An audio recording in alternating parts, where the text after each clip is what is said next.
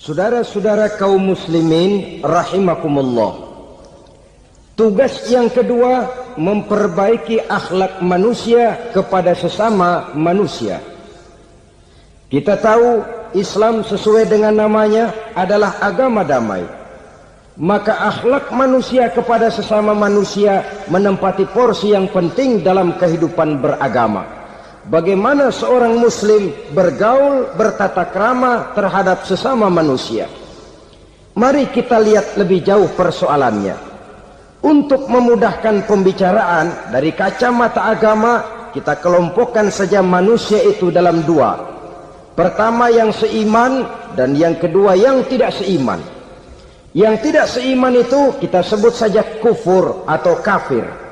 Nah, kepada yang kafir pun kita diajarkan untuk berakhlak, apalagi kepada yang memang nyata-nyata seiman, sekeyakinan, seakidah. Kemanapun Islam datang, ke negara manapun ia masuk, ia tidak menaburkan kerusakan.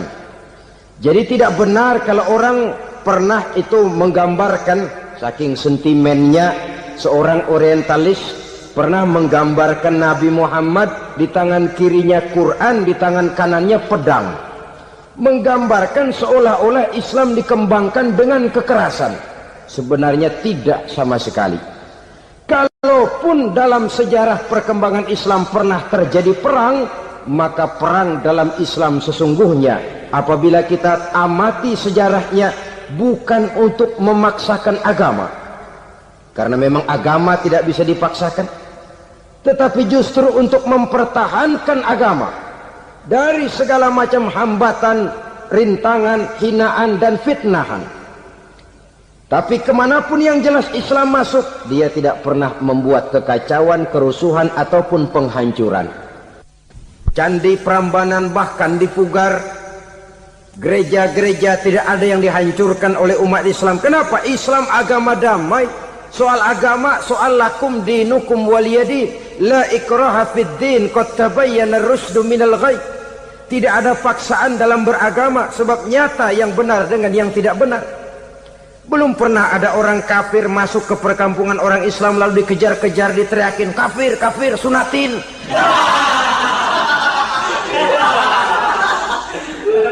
Belum pernah. Kenapa? Islam menghormati orang lain agama. Nah, yang kafir ini macam-macam, saudara. Ada kafir harbi. Nah, ini kafir kerok. Ini kafir yang nyata-nyata memproklamirkan permusuhan kepada umat Islam. Nyata-nyata mengganggu ketenangan umat Islam. Kafir yang seperti ini yang boleh diperangi. Misalnya kita mau sembahyang Jumat dijagain, nggak boleh sembahyang Jumat, getok palanya. Kafir harbi artinya tantangan perang datang dari mereka, bukan kita yang mulai, mereka yang buka front. Prinsipnya umat Islam tidak boleh mencari-cari musuh, tapi pun tidak boleh lari kalau ketemu musuh. Musuh jangan dicari, ketemu jangan lari. Karena itu kesan seolah-olah umat Islam ini teroris, umat Islam ini destroyer, umat Islam ini sering menimbulkan keonaran, kerusakan. Sungguh satu fitnahan yang sangat keji. Umat Islam adalah umat yang cinta damai. Islam di masa perkembangannya masuki Eropa melalui Selat Gibraltar, Jabal Tariq, memasuki Spanyol. Islam tidak pernah meruntuhkan gereja.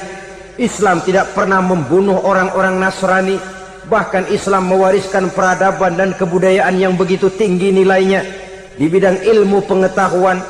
Sampai ketika itu Barat banyak mengkaji ilmu pengetahuan dari dunia Islam. Buku-buku berbahasa Arab diterjemahkan ke bahasa Yunani, dipelajari oleh para cendekiawan di negeri Barat sana. Mereka mengambil manfaat yang banyak dari masuknya Islam ke Eropa. Sementara gereja tetap berdiri dengan megahnya. Kuil-kuil tempat peribadatan tidak satupun yang diusik-usik. Kenapa? Islam agama yang cinta damai. Asal dia tidak diganggu, asal kehormatannya tidak dihinakan, Jadi kafir harbi, kafir yang nyata-nyata nantang perang, ngajak berkelahi. Itu kafir yang nyari penyakit. Kafir harbi ini boleh diperangi dengan catatan mereka yang memang mulai. Yang kedua, kafir zimmi. Kafir zimmi, kafir yang hidup di tengah mayoritas muslim, tapi mereka mau hidup dengan aman, damai, tenang. Mereka wajib dilindungi. Bahkan Nabi pernah memberikan satu jaminan, man aza zimmiyan faqad azani. Siapa yang mengganggu orang kafir zimmi sama saja dengan mengganggu saya. Kehormatannya dijaga, harta bendanya dilindungi, anak istrinya pun dilindungi. Dan ini jadi kenyataan. Saudara bisa lihat di negara-negara yang mayoritas penduduknya beragama Islam, orang-orang kafir di luar Islam hidup dengan tenang, aman, damai. Di Saudi Arabia, di luar tanah haram, di luar Mekah dan Madinah, banyak orang-orang kafir mencari nafkah. Mereka tenang, aman, dilindungi undang-undang. Begitu di Mesir, begitu di negara Indonesia yang berdasarkan Pancasila ini. Kehidupan beragama menimbulkan gairah, rukun, tenang, aman, damai, sepanjang tidak saling ganggu, tidak saling usik, menghargai orang yang sudah beragama, tidak menjadikan penganut suatu agama sebagai sasaran dari dakwah agama lainnya. Saudara-saudara kaum muslimin rahimakumullah. Jadi memang oleh Al-Quran kita dianjurkan asidda 'alal kuffar ruhama bainahum. Tegas kepada orang kafir, kasih sayang kepada sesama muslim.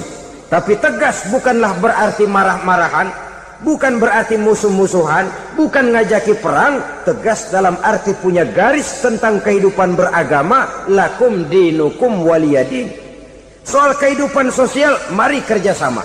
Bangun jalan, ayo rame-rame. Siskamling, mari bebarengan. Bikin puskesmas, mari sama-sama. Tapi kalau sudah soal agama, itu tidak perlu ada toleransi agama. Yang perlu toleransi antar umat beragama. Kalau umatnya mau kerjasama silakan, tapi tidak menyangkut soal ibadah. Jangan kerjasama di bidang ibadah. Itu kerjasama yang salah pasang, saudara-saudara. Sehingga dengan demikian, toleransi adalah menyangkut kehidupan antar umat beragama. Sedangkan agama sendiri punya coupling yang nyata. Sehingga dengan demikian, tegas kepada orang kafir dalam arti kita punya satu kepribadian. Tidak ngambang. Enggak, lalu kalau ditanya orang, sebenarnya agama lu apa sih? Gua mah gimana musimnya aja. Agama pakai musim kayak rambutan. Akhirnya ya begitu, musim-musiman. Ke masjid kelihatan, ke gereja hayo, ke candi nongol, ke apa? Bingung malaikat bagaimana nyatetnya nih bocah ini. Di mana aja ada. Kita punya satu kepribadian. Saya muslim dan garis saya ini, lakum dinukum waliyadin. Bagi Tuhan persilakan agama Tuhan, bagi kami agama kami. Kami hormati Tuhan, Tuhan hormat kepada kami. Tapi soal agama, couplingnya jelas. Kerjasama, mari urusan muamalah, bidang sosial. Yuk kita siskamling sama-sama dengan orang lain agama. Mari jaga kerukunan, kesatuan, persatuan, kekompakan. Perbaiki jalan yang rusak, mari sama-sama. Mendandani jembatan yang runtuh, mari sama-sama. Tapi sembahyang, couplingnya lain-lain. Sebab Nabi juga dulu pernah ditawarkan begitu loh, sama kafir jahiliyah dulu, Quraisy itu. Sudah Muhammad, sekarang begini saja, kita join aja daripada marah-marahan. Hari ini saya oke, menyembah Tuhanmu Allah. Besok gantian kamu menyembah Tuhan kita, Latta, Uzza, Manat dan Hubal. Turun, qul ya ayyuhal kafirun la a'budu ma ta'budun. Soal ibadah, couplingnya jelas, tidak boleh dicampur adukkan. Sebab kalau tidak, kita akan mulai kehilangan identitas diri. Dan disitulah krisis kehidupan keyakinan beragama dimulai. Dari krisis identitas. Hujan gede kan mulainya gerimis dulu. Di mana-mana ya gerimis dulu. Gerimis makin lama makin gede, kita akan mulai dengan kehilangan identitas diri. Dari sana nanti kita malu mengakui keislaman kita. Kalau orang Islam malu mengakui keislamannya, ini kan ironi, menyedihkan. Ngakui Islamnya saja malu, menonjolkan keislamannya malu, tidak ada rasa bangga beragama. Padahal ini modal dasar. Hanyalah dengan rasa bangga beragama kita lalu konsekuen. Bangga yang tidak konsekuen, wah pokoknya kan gua kan Islam, agama yang paling benar, tapi hidupnya sendiri jauh dari tuntunan Islam, itu bangga yang tidak beralasan. Maka di zaman sekarang akhlak kita kepada Allah sering kena erosi, sering kena polusi. Mungkin karena sulitnya lapangan kerja, tingginya tensi ekonomi, persaingan hidup yang makin tajam, sulitnya mencari lapangan kerja, orang kadang-kadang nekat, sedikit pertimbangan picik pandangan, mudah melakukan potong kompas, sehingga terjadilah perbuatan-perbuatan yang memelencengkan akhlak kita kepada Allah Subhanahu wa ta'ala. Kadang-kadang terjebak mempercayai selain daripada Allah, kadang-kadang terjebak di dalam mengagungkan yang selain daripada Allah lebih dari yang seharusnya. Terkenalah akhlak kita kepada Allah jaringan-jaringan erosi dan polusi. Kufur sebagai lawanan daripada tauhid merupakan sifat daripada orang yang tidak berakhlak kepada Allah. Bentuknya pertama bisa syirik. Syirik itu artinya meyakini ada Tuhan lain selain daripada Allah. Itu yang namanya syirik. Jadi percaya Tuhan ada, cuman Tuhannya kelebihan. Itu yang disebut syirik, dan itu merupakan cerminan dari akhlak yang rusak kepada Allah Subhanahu wa ta'ala. Berkeyakinan Tuhan lebih dari satu, berkeyakinan bahwa Tuhan itu beranak atau diperanakkan, atau mengagungkan sesuatu sama dengan Allah, atau menjadikan yang selain Allah sebagai tujuan akhir daripada perjalanan kehidupan ini, maka itu sudah terjebak kita dalam musyrik. Dan syirik satu dosa yang tidak berampun. Bahasa kasarnya yang namanya syirik itu jenis bapak moyangnya dosa. Saudara-saudara, sebab itu saya pesan, kalau memang terpaksa, biasanya yang tinggal di kota-kota besar itu kalau tidak kepengen dosa kan susah. Kalau terpaksa harus bikin dosa, cari yang kecil-kecil saja, yang kira-kira taubatnya gampang. Umpamanya pulang sholat Jumat nukar sendal, umpama, yaitu jelas dosa. Tapi dosa yang taubatnya agak mudah. Jangan sampai terjebak ke dalam syirik, menyekutukan Allah. Kalau sudah menyekutukan Allah, Allah dimadu, murka benar Allah kepada kita. Innallaha la yaghfiru ayyushraka bih wa yaghfiru ma duna dzalika liman yasha. Allah tidak akan memberi ampun kepada orang yang menyekutukannya dengan sesuatu, tapi Allah mau mengampunkan dosa yang selain itu bagi orang yang dikehendakinya. Jadi orang-orang yang sudah terjebak syirik, menyekutukan Allah, meyakini ada Tuhan lain selain daripada Allah, meyakini Tuhan beranak atau diperanakkan, bagaimanapun baiknya mereka di dunia, bagaimanapun sosial jiwanya, bagaimanapun pemurah tangannya memberikan santunan dan pertolongan kepada orang lain, kalau sudah syirik, seluruh nilai kebaikannya akan tidak ada gunanya lagi, karena tidak ada tempat nilai kebaikan itu bergantung. Sedangkan kita berbuat baik agar diterima oleh Allah. Kalau Allahnya marah kepada kita, siapa yang akan menerima nilai kebaikan itu sendiri? Ini bentuk yang pertama. Yang nyata-nyata menyembah berhala, syirik. Yang nyata-nyata beriktikad Tuhan lebih dari satu, syirik. Atau yang tersamar, Yang tersamar itu yang sering jadi penyakit kita. Saya sejak ada perkutut ini di rumah, perkutut. Saudara-saudara, yang merusak akhlak kepada Allah, yang merusak tauhid setelah syirik, bisa juga berbentuk nifak. Nifak itu sifatnya, orang yang punya sifat nifak disebut munafik. Asal katanya dari nafakun. Nafakun itu satu lubang yang punya dua muka, seperti goa, ada tempat masuk, ada tempat keluar. Maka munafik orang yang punya dua muka. Kalau bahasa kita, pandai bermain minyak di atas air. Manis jika berhadapan, balik belakang lain bicara. Sehingga apa yang dinamakan nifak, kata Imam Ali Al-Jurjani dalam kitab ta'rifatnya, izharul imanu bil lisan wa kitmanul kufri bil qalbi. Menyatakan, menampakkan iman dengan lidahnya, tapi menyembunyikan kekafiran dalam hatinya. Dengan kata lain, lidahnya mah iman, hatinya mah kafir. Padahal hati itu yang dilihat, padahal hati itu yang dinilai. Kenapa lidahnya mengaku iman? Ya mungkin karena kepepet, mungkin karena kepentingan, mungkin karena ingin mencari kelemahan orang, lalu dia pura-pura beriman. Tapi sesungguhnya hatinya kufur. Ini merupakan penyakit munafik. Dan terus terang, menghadapi orang munafik jauh lebih berat daripada menghadapi orang kafir. Kenapa? Munafik ini kan musuh dalam selimut.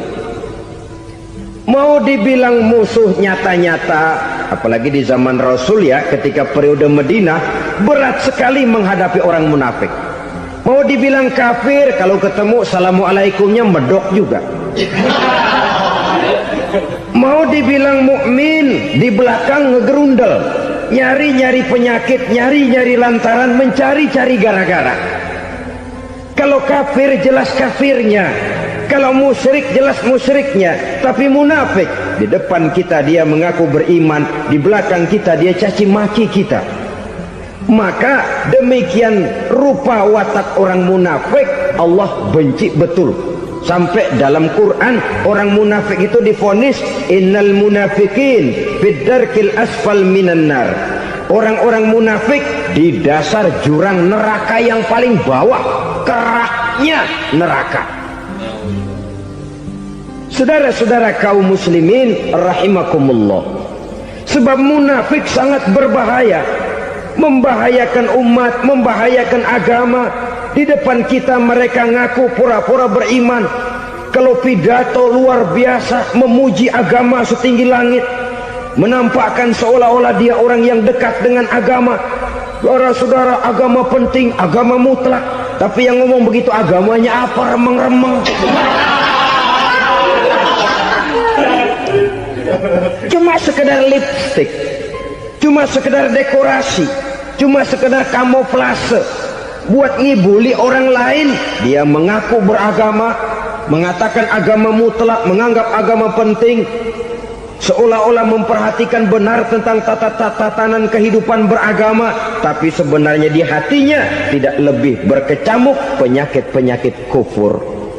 Maka sifat munafik ini termasuk menodai tauhid, artinya merusak akhlak kita kepada Allah Subhanahu wa ta'ala. Sifat yang ketiga yang juga merusak akhlak kita kepada Allah dinamakan riddah. Riddah itu sifatnya, orang yang punya sifat riddah disebut murtad. Murtad keluar dari Islam. Keluar dari Islam tentu tadinya di dalam Islam. Oleh satu perbuatan dia bisa menjadi murtad. Misalnya tadinya dia iman benar kepada Allah, tapi melarat. Kadang-kadang sehari masak, 3 hari libur. Akhirnya oleh kesulitan ekonomi dia tidak kuat. Ada yang menawarkan kebaikan, dibawain supermi, dibawain obat-obatan, diberikan beras. Goyah imannya, keluar dia dari Islam, ikut agama orang yang memberikan pertolongan kepadanya. memilih kesenangan sebentar dengan mengorbankan kebahagiaan yang kekal, maka orang semacam itu riddah sifatnya, murtad orangnya, keluar dari Islam. Dan yang menyebabkan kita